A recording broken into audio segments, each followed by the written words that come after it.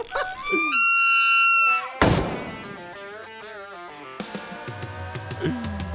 starting with a sun drop there. Mm-hmm. Hey everybody, welcome back to this week's podcast at We Eat Fish Eat in the studio in Oshkosh, Wisconsin, next to Lake Winnebago with the one and only Clinchmiester. What a happening, Clinchy. What's up, Larry? Well, I'll tell you. I like your new what's hat, up. by the way. You like, yeah? I like your new Vortex hat. Well, I'll tell you what. I was wondering if I could get one. Well, I can definitely find you one. Vortex has an extremely large line of clothing, which obviously includes hats too. Mm-hmm. So if you're looking for some really great apparel, everybody, check out Vortex's site. It's just amazing. You know, today we were at a seminar. It was a WWOA, so wastewater treatment, and that was up in Green Bay and at the KI Convention Center. There's probably, I don't know, 200 to 300 people there at the seminar.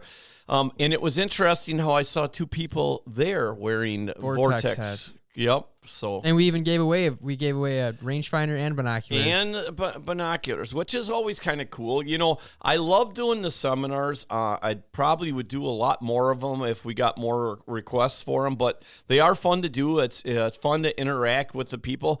My whole part is I like to, do my spiel as far as my seminar part, and then I really like to get the audience involved in the seminars. And it seems like, the best way to really do that is to really, it's kind of like a well where sometimes you got to prime it a little bit. So typically what I'll do is I'll bring some prizes to give away. Like this time, like you're saying, I gave away a Vortex rangefinder and a pair of Diamondback scopes. A whole bunch of jerky. Yeah, a bunch of and jerky. I was running from it all over. Yeah, Mike's Country Meats. So we want to thank our great sponsors for obviously giving us these products so we can give them away. That's what the stuff is for. Mm-hmm. Hey, so Clinch, boy, a lot of things going on. A lot of things are going on. A lot of things going on. So one of our social media guys just left, took another position at another place. So you're going to be taking over all the social media stuff. Yep. So if anybody else is out there and thinks that they're really, really good at social media and want to come and help the Clinchmeister out, maybe, shoot us an email. Yeah, shoot us an email here at LarrySmithOutdoors@gmail.com. Always looking for good people that love the industry, love to work hard, and love the outdoors. Good to keep it fresh, Yeah, it is. I agree with you 100%. Thank everybody and thank Greg for his time that he spent here. We just constantly keep growing, and that's really what it's all about right there. So I got to tell, there's a couple of things that are really on my mind. Well, first thing is that I want to talk about is that. Well, can I tell my ghost story? Well, that's exactly where I was going. Well, if you would just let me. Well, so I got to lay it. You would make up something. No, I'm not going to even say anything about it. So the Clinchmeister was up at the farm in Minnesota, and there's an old house up there that we have, old rickety house up there that we stuck a lot of money into and fixed it all up. It looks pretty nice, but he's the second person now, young, like my daughter says that she saw a lady come down the stairs one night, wee hours in the morning, where she was sleeping on the couch. But I myself have never heard anything, seen anything. But then the Clinchmeister, he's up there and take over from here, Mr. Clinch. Yeah, so damn, you need a haircut. So I know it's bad, it's all over. But anyway, so we're up there. It's late. We're watching Grumpy Old Men, and I decided to go to bed. So I went to bed, and I don't know. I fell asleep, I think. But so anyways, I woke up. I had to go to the bathroom. Well, you had to go tinkle winkle. Well, yeah. So let's go over this quick. So there's two bathrooms in the house. Okay, but one of upstairs and downstairs. One of the bathrooms is I wouldn't even classify it as like a half bath. It's kind of like a quarter bath. A quarter bath. Well, maybe you should explain to them exactly what it is. So here's the deal. I don't know how many folks have been in a house that was built in the early 1900s, but the stairs are very narrow and they're very steep. Like this. Like literally. that, right? It's like a ladder. So, we get a lot of guys that are older, not like me, but older than me, and they in the middle of the night, they got to take a squirt, right? And so instead of them coming down them stairs and maybe tumbling and getting hurt, what there is a funnel that we drilled into the side of the wall right there, and then there is a hose going all the way down to the ground right there. So like a funnel you would just pour oil in as your car. Well, like a little oil funnel. Right. Well, I don't know if you ever stuck your wee in an oil funnel, but obviously this funnel is for you to. So it's late, I don't even know what time it is. Late, and I got to go pee. So I get up, walk out the hallway, and go to the funnel, start, get the wee out and start peeing. And Eric, the guy we were with from Signs and Lines, he was sleeping. Thomas was sleeping in his room. Larry was downstairs, TV absolutely blaring. Typical Larry. He fell asleep with TV blaring, The way it is. And so I'm standing there peeing, and I hear, like, back on my bedroom door, by the doorway, I hear the floor creak, like footsteps, like 2 or 3 of them, and I turned around and there was nothing. I mean, it was like that, like your floorboards were creaking, like how did that go walking. Again? Okay, so, sounds like a goddamn mouse or something. But anyways, yeah. And so I'm like, God, I peed with my hat on a swivel. I mean, it was just constant. I peed facing backwards. I didn't even look where I was aiming. Yeah, it's probably all down the side of your leg. So anyway, I finished my business, went back in my bedroom, closed the door, got my laptop out, and put it on. There's 2 beds, and I put it on the bed next to me, and I started uploading a video. So I left the screen open, on, it was uploading.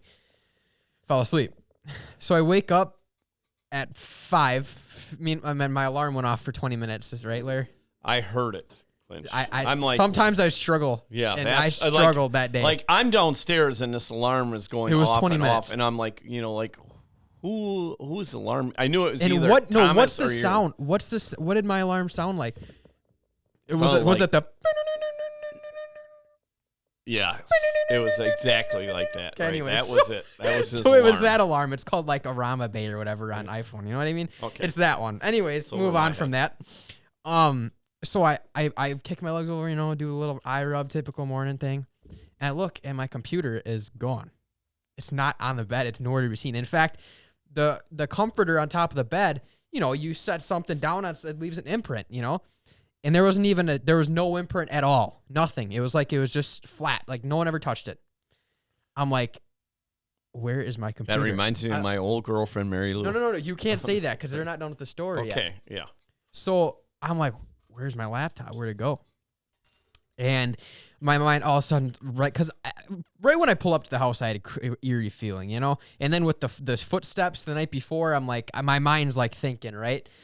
And so I'm like, if that computer is back in the case across the room on the couch, I'm going to flip.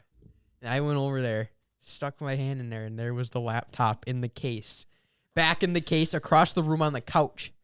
So I was like, I had my head on a swivel, and I got dressed, went downstairs. I'm like, Larry, you got to hear this story. Well, it wasn't until then when he told me that Lucy saw a girl, too. I was like, okay, well, things are starting to add up here. So we get everything ready. Thomas... I got to sleep in that morning. So he was up in the upstairs by himself. We turned all the lights off. I was the last one out the door, and it's a double door. There's a front porch, and then you go into the house. And as I closed the house door, Larry and Eric were already outside. I closed the house door. It was like, close, and like 2 seconds later, it was bam, from the inside, like it hit the door. It was like something banged the door. I said, Larry, I just heard another bang. He's like, oh my God. But that was it. So, I mean, my experience at the deer camp so far is like, so he's afraid of a ghost, right? She was touching my $2,000 Chrome or my freaking computer. Well, she probably handled it better. If it was she probably handled it better than you ever did, right? So here's my question, because I was talking to Thomas. One more thing, Larry. Okay. What happens when the day comes when we go over there, film an awesome show, have all of our SD cards in the case, and we wake up in our SD card cases? What do you tell people? You're not going to use that excuse. What do you tell people? Now. Because I have stayed in that house more times. But you fixed it up, Larry. The ghosts like you. Yeah, I know it. Well, I like it when people like me, even if they're a ghost, right? That's why you don't have anything happen, though. Yeah. Well, I can't say that the Clinchmiester is full of bullshit like I normally do, because I have never seen a ghost at that house, but when I was a young man, we did live in a house that was haunted. It was in Neenah. It was right across from the Eagles Club. It's on Commercial Street. It is a brick house, and it still stands there. It was right next to Harn's Barn. No, was it Harn's Barn? Yeah, Harn's Barn, I think it is. Yep, right next to that they used to sell furniture there. And that house, we lived there for about a year. And I honestly, I mean, you can believe whatever you want to believe, folks, you know. But I honestly did see ghosts there several times. And the funny part was my mom used to always tell me it was my imagination. And, you know, I was talking to Clinch about this the other day in the woods. And I actually was getting goosebumps talking about it because in my mind, I saw ghosts. It was as real as can be. One of them, you know, a couple times would shake me at night in bed, you know, trying to wake me up. But I was awake, believe me. But I never responded to it. I was scared shitless, right? So, I mean, I do believe in ghosts. And what about the one on the window when you? Well, that was another time. You know, same house, but you know, and that's the only house I've ever seen a ghost. And what happened there is that I went into my parents' bedroom and I was laying by the side of their bed because before that, this is one of them times where it was shaking me. And then, you know, I realized it wasn't there anymore. And then, so I ran in their bedroom and was laying by their side of their bed. And he was at the window, pounding on the window. Right. But, you know, here's the thing about ghosts. You know, I know a lot of people have seen ghosts before but I never hear of them ever doing anything bad to anybody. So, I mean, why be so nervous about it? Right. Because you don't know what it is. Well, I know there's a lot of things you don't know what they are. But, you know, again, you know, some people are probably sitting back there right now and they're calling it bullshit. But whatever. You can call it whatever you want. But I'm telling you, I know what I saw. And I'm sure Clinch feels the same way on his end. Hey, if anybody has ever had any experiences like that, let us know. You know, and this house that I'm talking about is right there on Commercial Street in Neenah. So maybe somebody else out in the audience has lived there and they've experienced it. But, you know, the thing that you said is that like the ghost that you think is at the farmhouse only obviously appears to people that are younger. Right? You know, I mean, because I've never seen it. I've had lots of other people stay there and they've never seen it either, you know, and it's kind of weird when we first took that house on, it was in really bad shape and we fixed it up a lot. And I always, probably the first 20 times I stayed there, always expected it to have some kind of movement, some kind of ghost, but the house doesn't creak, doesn't do anything. But so, I mean, it's just one of them kind of things where I haven't experienced that or seen it. Right, and Larry and I were talking just how, you know, the whole ghost thing, and I haven't seen a ghost, like I haven't seen a ghost yet, so I can't say that it's hard to believe something until it actually happens, you know, especially right. Like something like that, because right. You hear these stories and it's like, it sounds crazy, but, you know, we were talking like how many things there are in this world that we don't understand. There's a lot, and I can tell you that. That even goes to like into nature, how we were talking about like how Mother Nature, like everything is just... There's so much more to things that we just take, you know, every day as it's just normal. But right. you actually think about it, you know, you break it down. It's like, God, it's very complex. Yeah. Like when you Eric, think of the earth, it's very complex. Eric was sitting in the stand and a possum, he's watching a possum, one morning, and the possum would go and it would sit in the leaves and it would dig leaves up and it would throw him on his back. Yep. And then its little tail would wrap his tail around the leaves and it would carry a pile of leaves back to the tree in his hole. Ingenuity there, like my you friend. Would never know that unless you were in nature and watched that. Yeah, you know? And once in a while you get lucky to catch some kind of things. You know, I mean, I think I've talked about this one time. Is that I don't know? Last year I was up bow hunting, and I actually saw a tom turkey actually stick its neck out all the way in a yearling fawn, you know, which was, 6 months old. Anyways, they actually touched, that the fawn's mouth touched that turkey's beak. That was like, to see that, it was like, I'm like, holy shit. Mm-hmm. But I've seen, now the other day when we were up there, there was a doe and a couple of fawns, and the turkeys were like within 6 inches to a foot away from them. You know, they didn't phase them each other. I think that they kind of work off each other because think about this. I mean, there's no way that you're going to sneak up on, a bunch of turkeys, especially with turkeys that are with the deer. So I'm sure they feel real comfortable with each other. But again, kind of like you're saying, we're getting off track here. Yeah. Nature in its way. I don't know how that all plays into ghosts, but hey, if you have had some kind of experience like that, again, folks, please email us here at Larry Smith Outdoors. So it's LarrySmithOutdoors@gmail.com. Hey, everybody, make sure that you guys please do us a big favor and subscribe to our YouTube channel. That's a big deal to us. It really is. We're trying to get our numbers up to where they need to be. It's amazing, only 30 to 40% of the people that watch our YouTube channel actually subscribe to the channel. And these are religious watchers that watch almost pretty much every show. So we really do need your help on subscribing to our channel. It doesn't cost you anything. It just looks better for us with our sponsors to have more people that, participate, obviously to subscribe to the channel.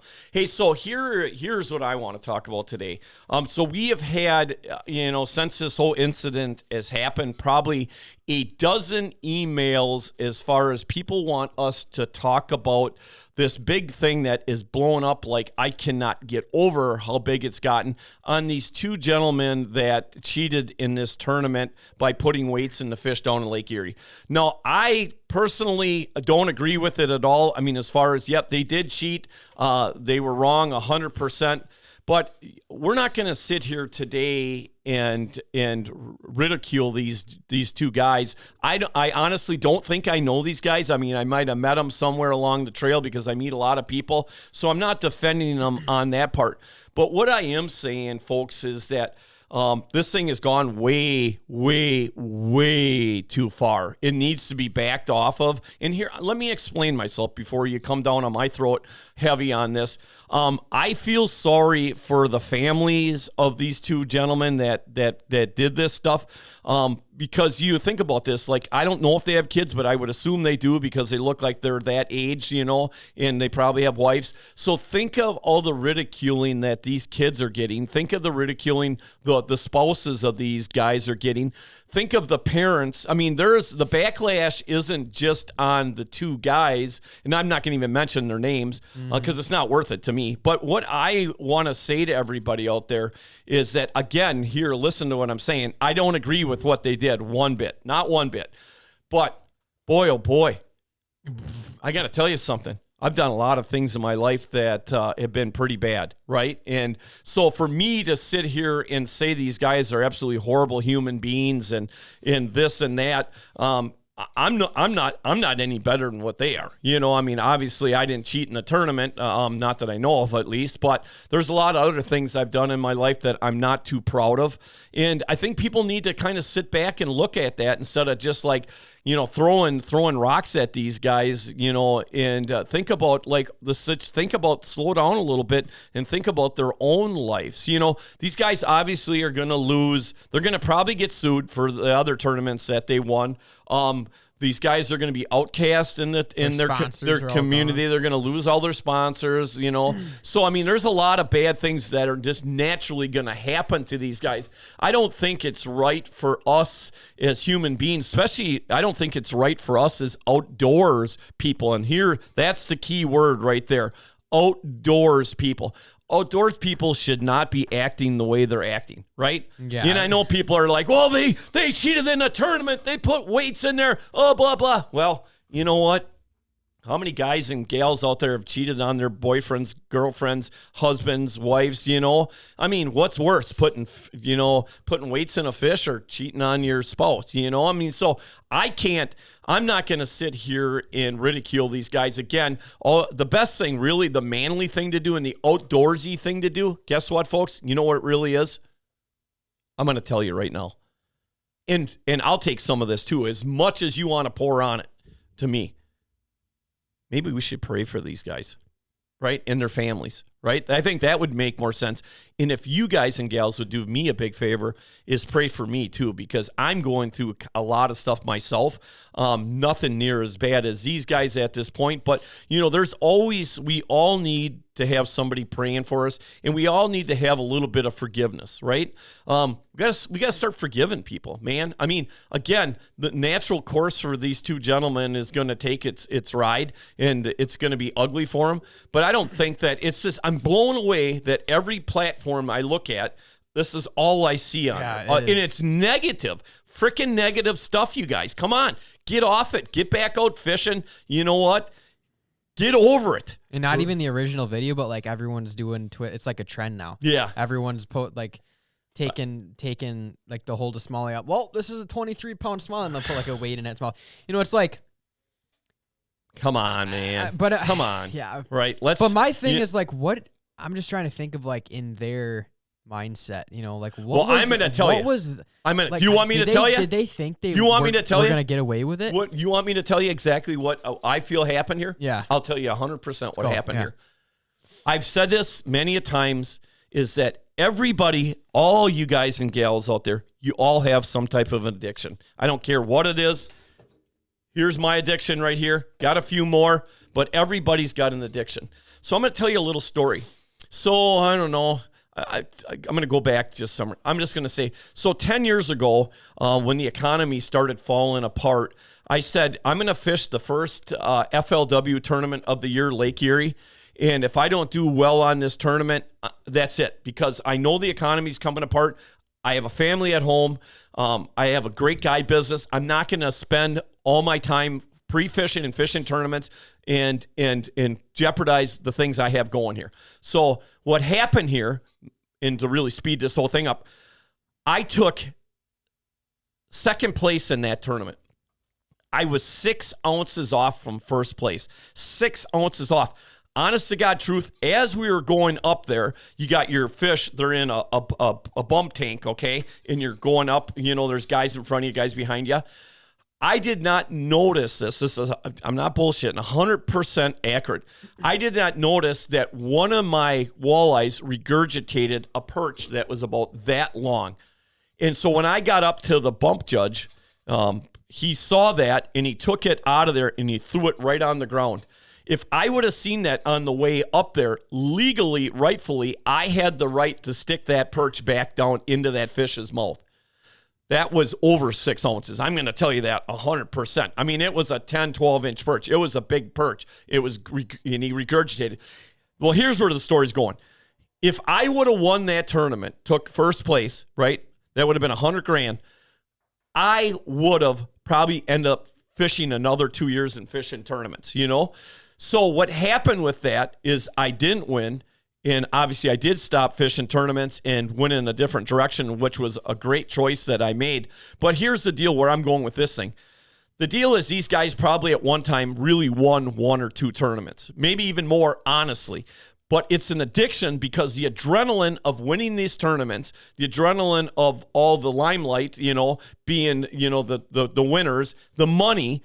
Again, all these things were an addiction. Now these guys are like, you know what? I want to win all the time. So they went to this extreme and started putting these weights and doing other stupid stuff into these fish. But again, it's an addiction. Everybody has an addiction.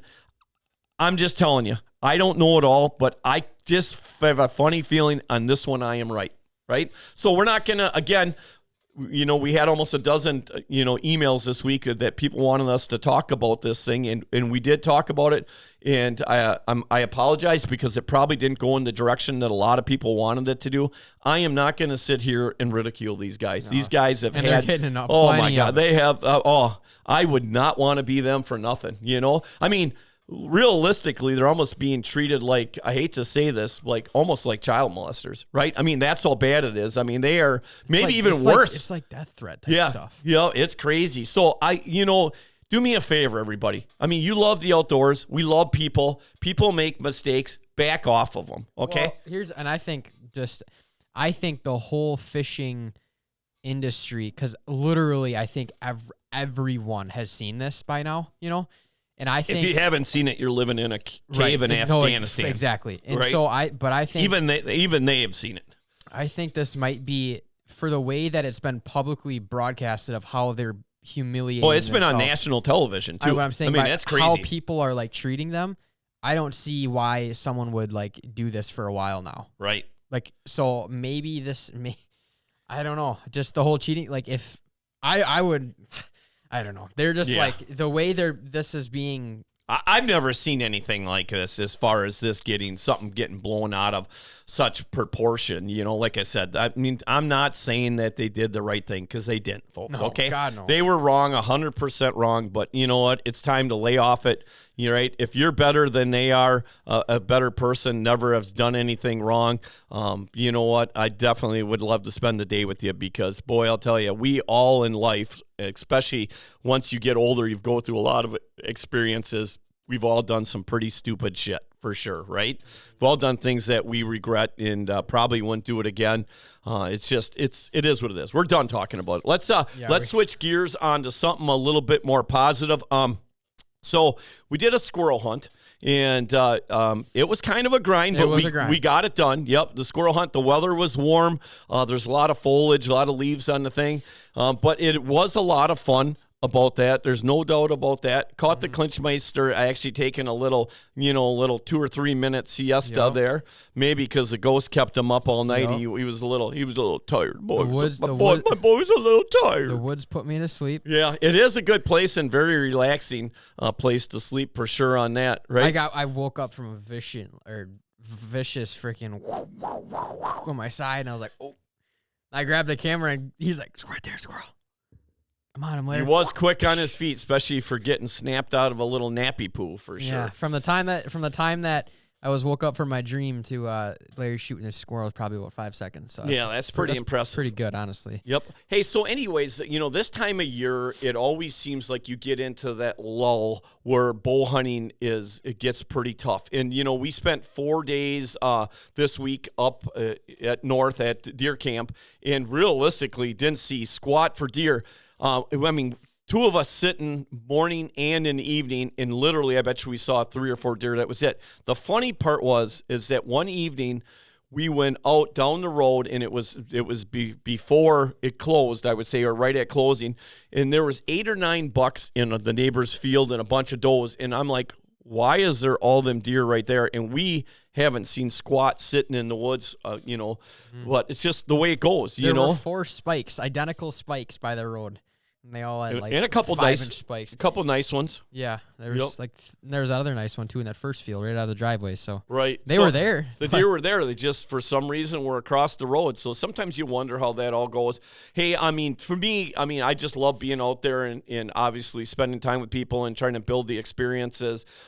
Lance has really been on the fishing gig pretty heavy too. Boy, it's amazing. The white bass have been biting pretty good in Oshkosh, Winnet County for walleyes and white bass, and of course the Wolf has been good for everything: walleyes, crappies, white bass. So there is a lot of really good fishing. The other big story is that we've been talking to some guys that have been fishing Petenwell, and that has been really good too. One guy I know was over there with 2 of his kids the other day, and I think he said they had 62 or 63 walleye. And that's Petenwell because there's a 15-inch size limit, and there's a slot on it, 15 to 20 or 1 over 28. So, but 62 or 63 walleye is a pretty good day, and I think they had 7 or 8 legals. That's perfect. That's all you need. And you're feeling it's going to be a pretty good winter. I think that we were out perch fishing the other day, and we didn't catch the numbers. We probably had 17, 18, but they were all giants. Like it was like, we caught maybe half a dozen small ones, but they were all 10 plusers for sure. And to me, that's getting to be a respectable perch. A couple were probably in that 12 range. That's a giant, So sure. Yeah, a lot of good fishing coming up. There's obviously a lot of things going on. The weather's turning cold. Everybody's getting the itch for the hunting part. Everybody's doing their hunting. Ice fishing is right around the corner. There's some really good new products coming out. There's a lot of good products that have been out for the last couple of years that I know have been a little bit hard to get, and it seems like things are starting to relax a little bit on that end. So I think the product part this year, people are going to be able to find mostly everything they need. It's not going to be like the last couple of years. So that's good news there too. Hey, Clinch, before we let everybody go, anything that you want to tell everybody? What's your game plan for our social media? I'm always thinking about social media, because I do a lot of stuff on my own, but now I would just transfer it to this. I'm always thinking of new ways, things to do things or ways to do things. I don't know. I'm excited. What can everybody out there do to help you out? Subscribe. We need you guys to subscribe on YouTube. Yep. sure. Keep them subscriber For sure. numbers going up. We really appreciate that big time. It probably doesn't mean anything to you guys and gals, but we do give away each week, some prizes for people that have subscribed to our YouTube channel. So we appreciate that. Hey, just remember, honestly, from the bottom of my heart, that we really do appreciate that everything that you guys and gals do for us. We know how important it is to keep this good relationship going, and I hope you guys and gals feel the same thing that we do about you guys back towards us. Hey, we want to make sure that we thank all of our military men and women for the great service they have given us and continue to give us, along with all of our firefighters, paramedics, and no doubt all of our police officers and rest of our law enforcement agents for the great work and the great service that they give us. Remember, like I always say, it is a great day to be alive. And the best part, no doubt, the best part, we're going to see you guys again next week. And thanks for joining us.